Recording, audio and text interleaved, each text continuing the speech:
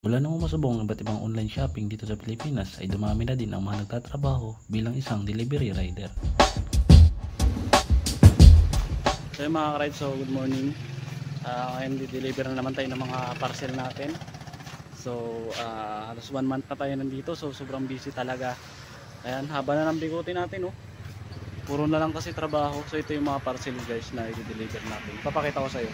So yan, kakarga lang yan sa truck kasi hindi na kayang dalayin ng mga rider. Kakarga na lang to sa truck mamaya ng flash. So yan. So ito yung parcel na dala-dala natin mga ka-rides. Ito yung Sa halos 3 taon kong pagtsatsaga sa trabahong to ay masasabi kong kahit papano ay kabisado ko na ang trabaho na to. Ihahatid mo lang naman kasi ang mga order nila online patungo sa bahay nila. Pero mali pala ako ng akala. Madalas kailangan kong pumasok na masyado pang maaga at uuwi ng gabi. Sa dami kasi ng kailangan naming i-deliver, ang kailangan talaga namin ay maraming oras, maihatid lang ang mga items na kailangan nila.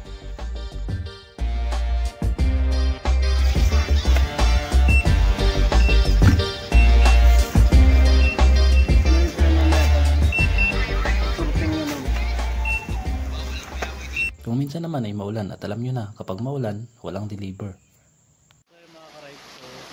Lakas yung ulan. So alas 4 na ng hapon. Hindi ko na maubos yung deliver ko kasi sobrang ulan talaga.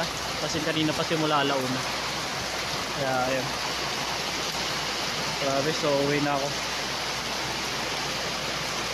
So pauwi na tayo ngayon dahil tapos na yung duty natin sa trabaho. Ayan.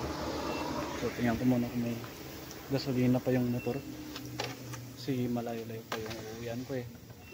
Uwi pa ako ng bayan.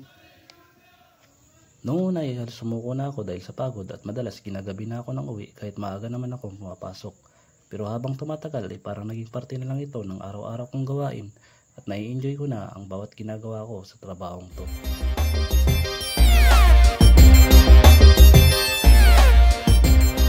So yun mga ka-rides.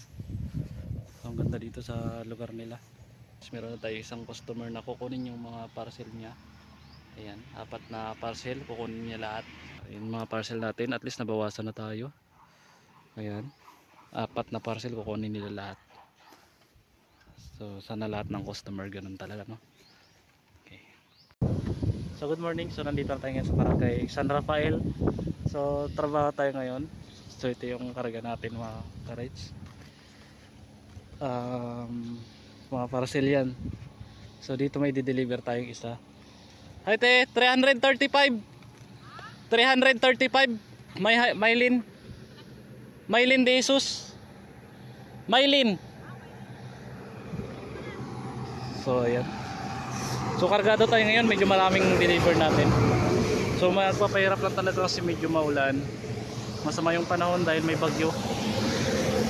So ito yung yung mga pagkakataon na mahirap para sa amin yung mga sitwasyon na to. Okay lang yung sobrang init ng panahon pero wag lang talaga maulan.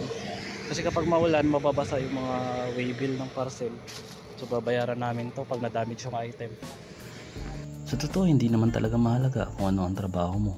Ang mas mahalaga ay kung gaano mo minamahal at pinapahalagan anuman ang meron o ginagawa mo ngayon. Bonus na lang kung magkano kikitain mo. Dahil ang tunay na tagumpay ay makikita sa kung gaano ka kakontento at kasaya sa kung anong meron ka ngayon.